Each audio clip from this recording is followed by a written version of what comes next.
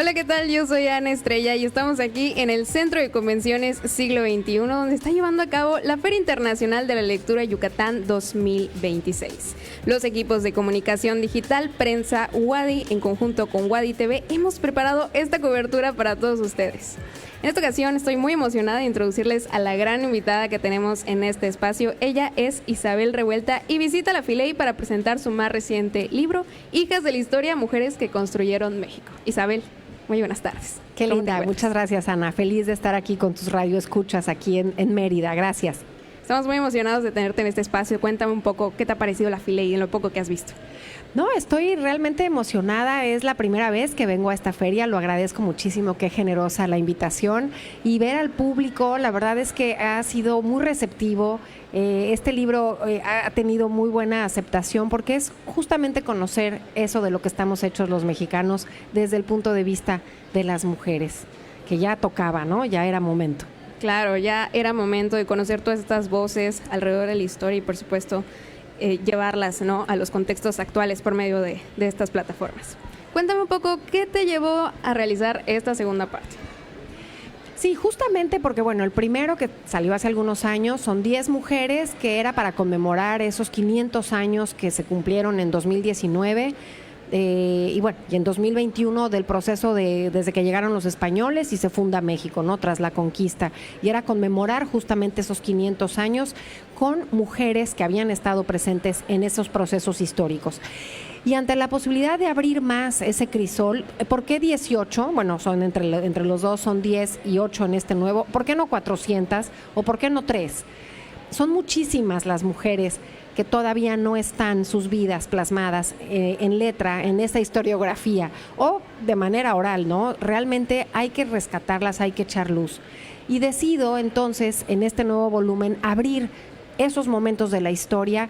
Por ejemplo, ahorita que estoy en tierras mayas, ¿qué pasó con una mujer que emanó de las fauces de la selva en 1991 de una forma tan trepidante como lo había hecho Pacal en 1952? En 1991 sale de la selva la Reina Roja de Palenque, cubierta de cinabrio. Pero ¿quién era esa mujer? Era el enterramiento de una mujer al nivel de un Tutankamón, de un Pacal.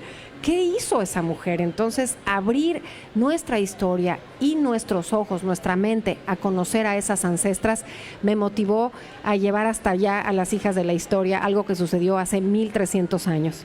Claro, y es que si nos ponemos a buscar vamos a encontrar muchísimas historias, por supuesto, y como bien comentas, en nuestro país existen contextos muy diferentes y seguramente en el proceso de seleccionarlas, pues te diste cuenta, ¿no?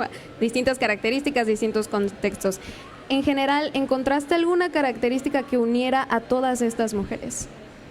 Fíjate que sí, el primero es muy claro en el primer volumen y es la determinación con la que deciden cada una de ellas romper el molde donde les había tocado vivir y llevar a cabo esa vida, ese anhelo, esa circunstancia que decían, yo no me quedo aquí, yo quiero más. Y en este segundo volumen también comparten esa determinación, pero el crisol se amplía, porque sus vidas no siempre fueron exitosas, no siempre fueron, al contrario, sufren tragedias, sufren frustraciones, persecución.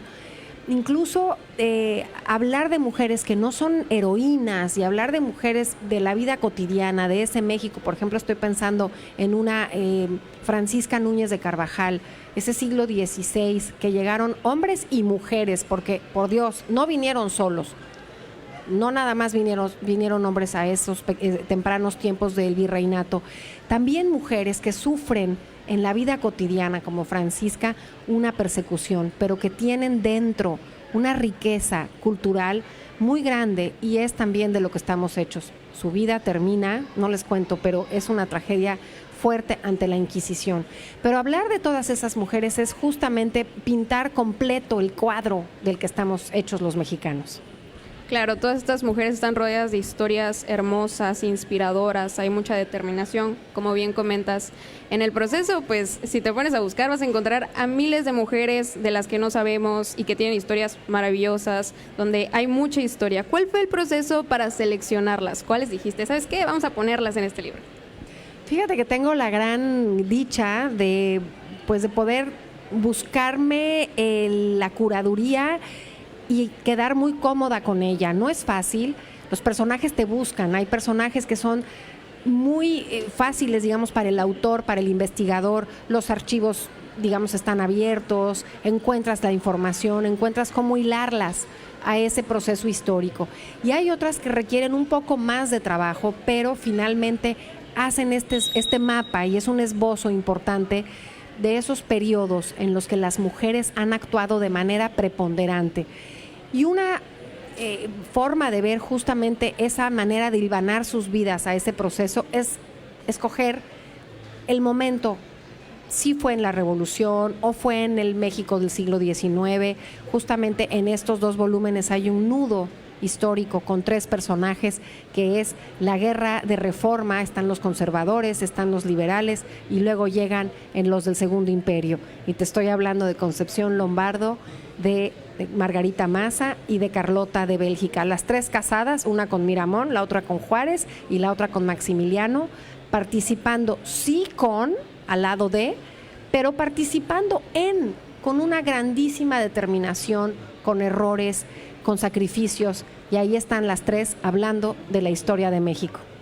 Ahora que comentas todas estas épocas, Dios mío, me imagino un montón de historias que podemos encontrar aquí, y de verdad que me gustaría saber, en todas estas épocas que pudiste visitar, ¿algún momento, alguna historia en particular que te haya sorprendido, que consideras que te haya marcado más?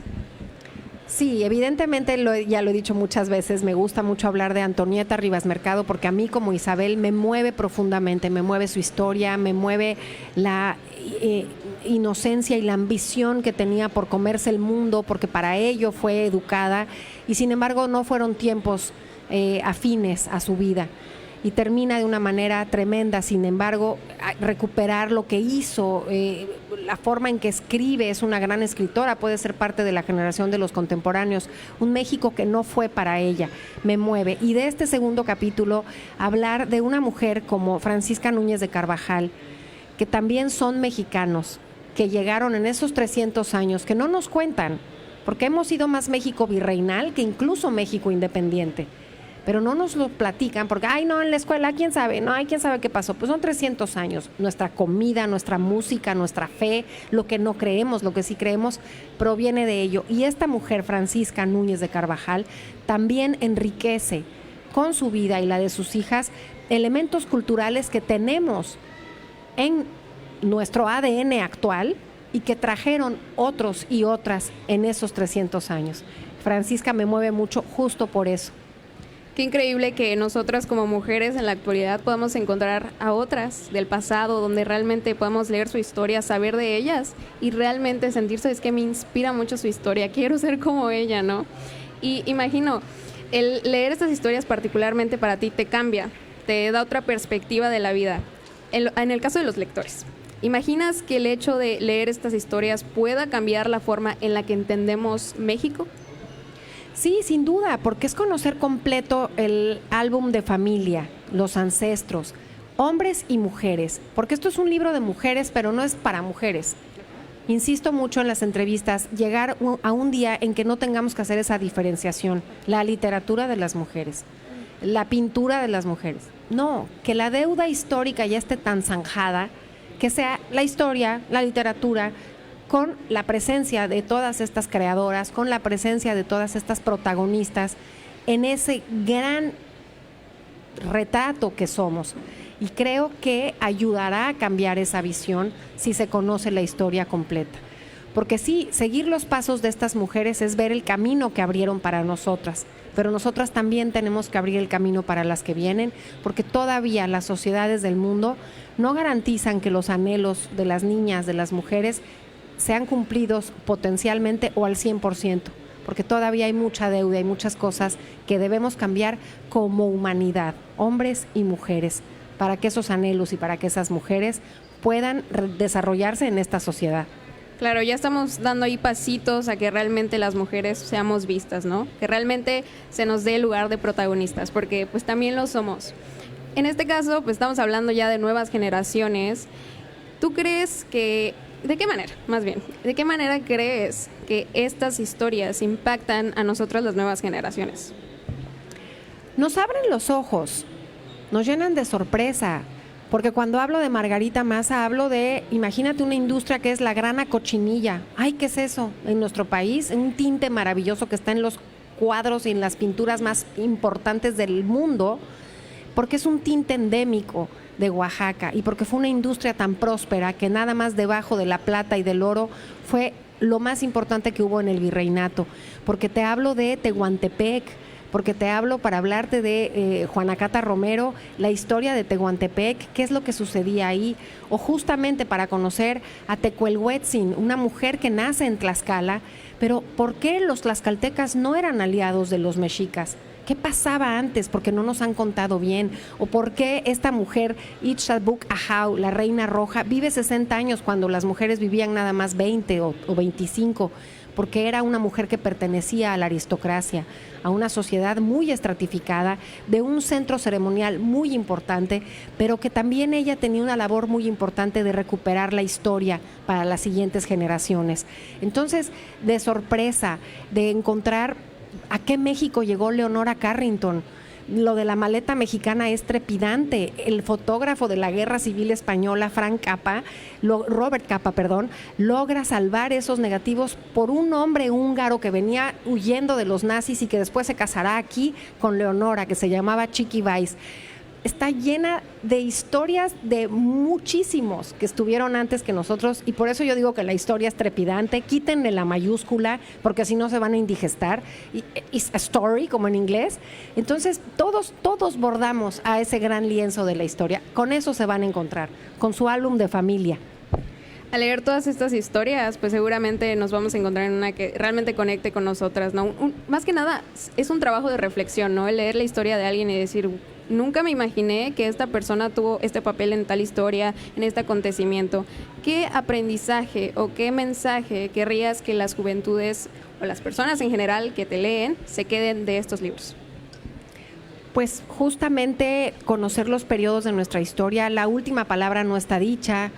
Yo pongo una muy concienzuda lista de los libros, de los materiales. Es una bibliografía profunda porque eso quiero también, que reflexionen, que duden, que no me crean o que les dé curiosidad conocer ese periodo, cómo eran los viajes en barco, lo que sucedía en ellos en esta época de los grandes descubrimientos, es parte de la historia.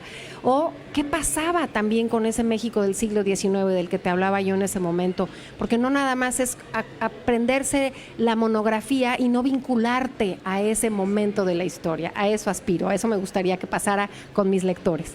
Me encanta ahora que mencionaste cómo despertar la curiosidad. Creo que no lo pudiste decir mejor. Hay que despertar la curiosidad al leer estas historias. Y mira, ahora que hablamos de mujeres, las mujeres ya están ocupando espacios que antes no ocupaban y de verdad que eso es maravilloso y esperamos que se les siga abriendo camino.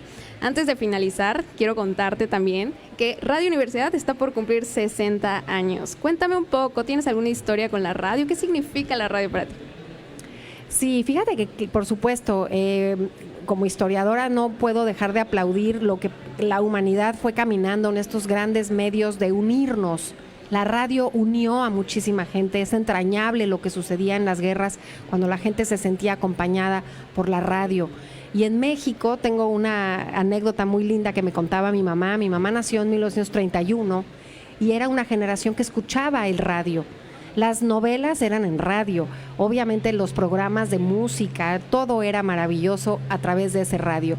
Y su padrastro, un día, con esta inocencia de una nueva tecnología, que seguramente yo también hago ahora con lo que mis hijos ni entiendo de internet y demás, le dice a mi mamá con una ingenuidad, que la toquen de nuevo, una canción que había escuchado en el radio. Entonces, tú imagínate cómo hemos caminado con las historias de la humanidad buscando acercarnos. La radio es estar más cerca unos de otros. Gracias por esta entrevista. No, muchísimas gracias por estar en este espacio, de verdad que agradecemos tu presencia. Así que ahí lo tienen, Isabel Revuelta en la FILEI 2026. Por supuesto, invitarlos a continuar en esta cobertura especial que hemos preparado para todas y todos ustedes. Mi nombre es Ana Estrella y ha sido un gusto acompañarlos aquí en la FILEI 2026. Hasta la próxima.